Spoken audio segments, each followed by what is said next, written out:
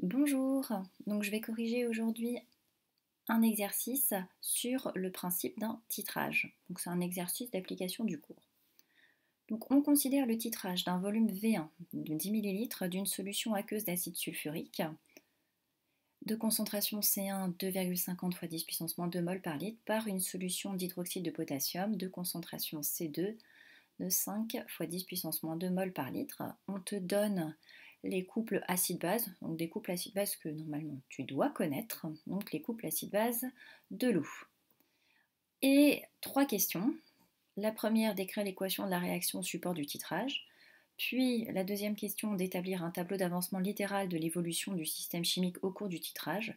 Et enfin, de donner et d'établir la composition du système après ajout d'un volume d'hydroxyde de potassium de 5, 10 et 15 millilitres. Et à la lecture de cet énoncé, eh bien, il y a un piège. Il y a un piège qu'il faut absolument voir pour réussir cet exercice. Sinon, bien, le tableau d'avancement sera faux. Le piège, eh bien, le piège, il est surtout là. Voilà, et la concentration qu'on te donne. La concentration C1, c'est la concentration en soluté apportée, donc c'est la concentration en acide sulfurique. C1 n'est pas la concentration effective en ion H3O+. La concentration en ion oxonium, donc en ion H3O+, elle est plus importante que la concentration C1. Puisque quand on met de l'acide sulfurique, eh bien on a 2 fois plus d'ion oxonium que par exemple d'ion sulfate. C'est pour ça que la concentration en ion oxonium, eh bien c'est 2 fois la concentration C1. Et ça, il faut le voir.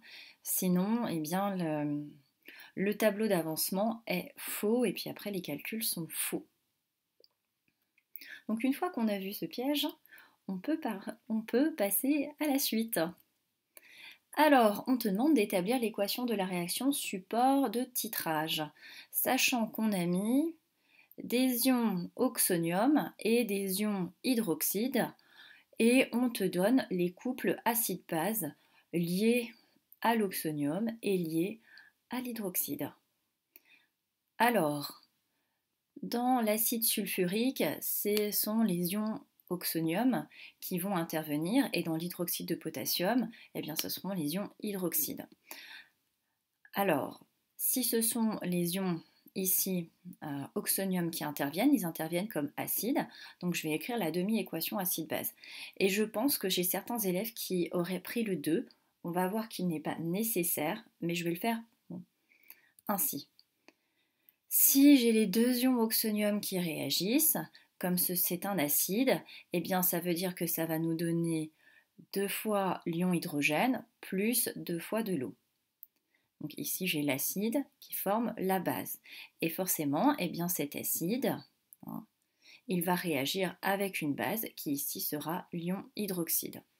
Donc l'ion hydroxyde, si c'est une base, ça peut capter un ion hydrogène pour former de l'eau. J'ai multiplié par 2 cette équation de manière à pouvoir supprimer les deux ions hydrogène quand je vais sommer.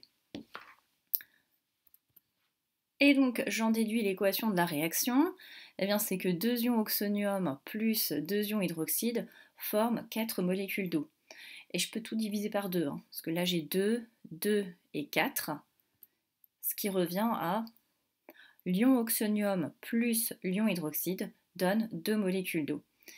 Et donc je reviens à ce que je disais au tout début, ici ce n'était pas nécessaire de mettre de H3O+, mais tout simplement H3O+, mais je pense que certains élèves auraient eu envie de mettre 2 H3O+, c'est pour ça que je l'ai fait. On te demande d'établir un tableau d'avancement littéral de l'évolution du système chimique au cours du titrage. Donc les tableaux d'avancement en terminale, ce sont des tableaux d'avancement littéral. Donc on s'intéresse ici à la quantité d'ion oxonium à l'état initial. Eh bien cette quantité, c'est la concentration en ion oxonium fois le volume. La concentration en ion oxonium, on a vu que c'était 2 fois C1. D'où ce que j'ai mis 2 fois C1 fois V1. La concentration en ion hydroxyde, eh bien, c'est la quantité d'ion hydroxyde, eh bien, ça va être la concentration en ion hydroxyde fois le volume versé. Et l'eau est le solvant, donc l'eau sera de toute façon en excès. Avant l'équivalence. Avant l'équivalence, le réactif limitant sera l'ion hydroxyde. Donc ici, il restera toujours un petit peu d'ion oxonium. Par contre, il ne restera plus d'ion hydroxyde. Alors comment j'ai fait pour obtenir cette ligne? Eh bien, j'ai pris la quantité initiale moins l'avancement. Et ici, même chose, la quantité initiale moins l'avancement. Les coefficients stoichiométriques étant de 1, en gros, c'est moins 1 fois x. Et je reste en excès pour l'eau. À l'équivalence, les réactifs sont introduits en proportion stoichiométrique, ça veut dire que les deux réactifs sont les réactifs limitants. Donc c'est pour ça que j'écris ceci. Donc j'ai bien toujours la quantité initiale moins la quantité à l'équivalence, qui est nulle, puisque maintenant l'ion oxonium est aussi le réactif limitant. Et ici, j'ai mis C2 fois le volume équivalent, moins XE égale 0. Et je suis toujours en excès. Après l'équivalence, eh bien après l'équivalence, il n'y a plus d'ion oxonium en solution. Donc ici, il y en aura 0. Pour connaître la quantité d'ion hydroxyde, eh bien, encore une fois, ça va être ce que j'ai versé, ça va être la quantité versée, moins la quantité qui a réagi à l'équivalence. Et ici, je reste en excès. On te demande maintenant d'établir la composition du système après ajout d'un volume d'hydroxyde de potassium de 5, 10 et 15 ml. Alors pour savoir où est-ce qu'on est dans le tableau, si on est avant, à l'équivalence ou après l'équivalence, bien, je propose de déterminer le volume équivalent. Donc pour déterminer le volume équivalent, ce que je sais, c'est qu'à l'équivalence, les réactifs sont introduits en proportion stoichiométrique. J'ai ici l'équation de la réaction. Et donc, s'ils sont introduits en proportion stoichiométrique, eh bien, ça veut dire que la quantité d'ion oxonium à l'équivalence, c'est égal à la quantité d'ion hydroxyde à l'équivalence. Donc, ce que j'ai noté ici. Alors, la quantité d'ion oxonium à l'état initial, puisque c'est ce qu'il y a dans le bécher. La quantité d'ion oxonium, eh bien, c'est la concentration d'ion oxonium, donc 2 fois C1, fois le volume que l'on a mis initialement dans le bécher, donc V1. Et la quantité d'ion hydroxyde à l'équivalence, eh bien, c'est la concentration en ion hydroxyde fois le volume équivalent. Pour trouver le volume équivalent, eh bien, tout simplement, je vais diviser par C2 de part et d'autre. Et si je divise par C2 de part et d'autre, ici j'ai C2 divisé par C2, et je trouve que le volume équivalent, c'est bien 2 fois C1 fois V1 divisé par C2. Et quand on fait le calcul, on trouve 10 ml. Alors, je m'arrête un petit peu.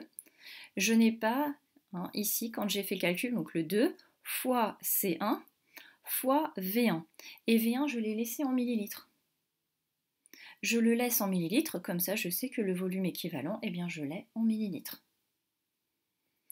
Pourquoi je l'ai laissé en millilitres? Parce que ici j'ai une concentration divisée par une concentration, donc je sais que j'ai bien un volume. Ah bah 10 millilitres, ah bah c'est bien parce que ça tombe bien, on me demande justement d'établir la composition du système après ajout d'un volume d'hydroxyde de sodium de 10 millilitres. À 10 millilitres, je suis à l'équivalence. Donc si je suis à l'équivalence, je sais que les deux réactifs seront des réactifs limitants. Donc la quantité finale d'ion oxonium, elle sera égale à la quantité finale d'ion hydroxyde et ça fera 0 mol. Maintenant, je vais me placer pour un volume V2 de 5 ml, c'est-à-dire avant l'équivalence. Alors, avant l'équivalence, quand je vois mon tableau d'avancement, eh bien, je peux voir déjà que la quantité finale d'ion hydroxyde, elle sera nulle. Donc, j'ai déjà une première réponse. Maintenant, pour déterminer la quantité finale d'ion oxonium, il va falloir déterminer X. Alors, il va falloir donc déterminer l'avancement. Comment est-ce que je vais déterminer l'avancement? Je vais me baser sur cette équation-là. Et c'est ce que je fais. Je sais que la concentration de la base fois le volume versé moins x égale 0. Donc si je rajoute x de part et d'autre, eh bien je trouve que x c'est la concentration de la base fois le volume versé. Et par un calcul, et cette fois j'ai bien modifié, hein, j'ai bien fait une conversion. Le volume il est donné en millilitres, mais moi je veux le résultat en mol. Donc j'ai transformé 5 millilitres en litres. Donc ça fait bien 5,0 fois 10 puissance moins 3. Et le résultat, je trouve que x, ça fait 2,5 fois 10 puissance moins 4 mol. Connaissant l'avancement, je peux déterminer la quantité finale d'ion oxonium dans le bécher après un ajout de 5 millilitres d'ion hydroxyde. Et cette quantité finale, eh bien c'est 2 fois C1 fois V1 moins X, donc 2 fois 2,50 fois 10 puissance moins 2, fois le volume V1, donc c'est 10 fois 10 puissance moins 3, moins X que l'on vient de calculer, 2,5 fois 10 puissance moins 4, et on trouve 2,5 fois 10 puissance moins 4 mol. Donc on a bien déterminé là la composition du système pour un volume V2 de 5 ml. Et la dernière question, c'est pour un volume V2 de 15 ml. Donc on sait qu'on est après l'équivalence. Donc je vais prendre le tableau d'avancement et j'ai juste gardé la ligne après l'équivalence. Déjà, une chose facile, c'est que la quantité d'ion oxonium, elle est nulle. Maintenant, je dois calculer la quantité d'ion hydroxyde. Et là, c'est un simple calcul. La quantité d'ion hydroxyde, simplement en se basant sur le tableau d'avancement, eh bien c'est C2.